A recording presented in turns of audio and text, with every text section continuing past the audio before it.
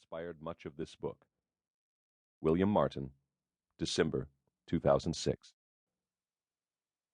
The Lost Constitution. Prologue. I'm a good American. Sure you are. Peter Fallon studied the man on the other side of the bulletproof glass. Being in here's just the cost of doing business. In here was the Massachusetts Correctional Institution at Cedar Junction, formerly known as Walpole State Prison, home to the most felonious citizens in the Commonwealth, or at least the ones who'd been caught. Why did you want to see me? Peter Fallon didn't like being in here any more than the prisoners did. Like I say, I'm a good American, and I don't hold a grudge. I appreciate that. Peter also appreciated that they were separated by that glass and talking on telephones.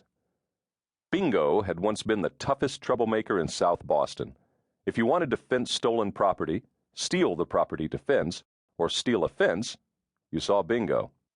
If you wanted to sell controlled substances, from absinthe to OxyContin, you asked Bingo. If you wanted to buy a weapon without a background check, forge a driver's license, steal Social Security numbers, or do anything else to make money outside the law, you had to tell Bingo. People said that even in here, Bingo was calling the shots on the street. Peter Fallon was not so sure. Life on the street followed the laws of physics, starting with the one about nature abhorring a vacuum. So some other thug had probably taken over. Besides, Bingo was in his 60s now, once a threatening man who never needed to threaten, always a small man who never seemed small, until they took away his scully cap and cigarettes and gave him a prison suit. Don't get me wrong, Bingo said. I thought about sending you some payback. Imagine if the sprinklers went off in that fancy bookshop of yours. You're not here because of me, answered Peter Fallon. You're in here because you killed 2 people, at least. Shit happens. So, why am I here? Bingo looked to his right and his left. A black man in his 50s, a young Hispanic, both talking on telephones to women on Peter's side of the glass. Bingo turned back to Peter. What I have is an address. Address? 214 Boston Road. Off Columbia Road. Right. Dunkin' Donuts at one end, Dunkin' Donuts at the other, body shop, some nice 3-deckers, a few dumps. If you keep going, you go into Southie. What's there? Bingo's eyes shifted again. Guns. Guns? Semi-automatic weapons, Uzis, AR-15s, AK clones. What does that have to do with me? If it's antique guns, I'm interested. But if somebody's running guns and you're mad because you're not in on it... Just shut the fuck up and listen. And for the first time, Peter Fallon saw something other than cold confidence in the eyes of Bingo Keegan. I'm a tough guy, said Bingo. But there's guys in here who'd slice me open like a fucking haddock for what I'm going to tell you. So why tell me? Because, like I say, I'm a good American. Anyone sees me talking to you, they'll think I'm spilling the beans about stolen art or something.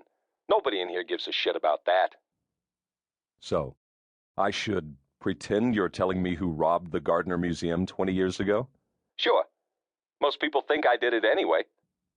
Bingo leaned closer to the glass. Now, there's 2 kinds of Muslims, right? Peter shrugged. There's the good ones and the bad ones. I suppose. The good ones, believe it or not, are the niggers. The black Muslims. They tell their people to get off welfare and stay in their own neighborhoods and keep the hell out of Southie. Peter didn't say anything. He knew this was not a debate. The bad Muslims, Bingo went on, are the ones who fly planes into buildings and kill thousands of Americans. Peter nodded. Well, one of the good ones in here says that his boys on the outside don't like what's been happening in their neighborhood. How so? There's this florist, see? Has a storefront in Upham's Corner. Name is Vardaby. Mo Vardaby. Black? No, a fucking Syrian or something. Come to this country about 6 years ago. Starts a florist business. Everybody likes him. But he goes to this house, this one crummy 3-decker in Dorchester, every single day. So? All he delivers are roses. Boxed fucking roses. So somebody loves somebody in a crummy 3-decker, so what? The boxes, that's what. Long and skinny.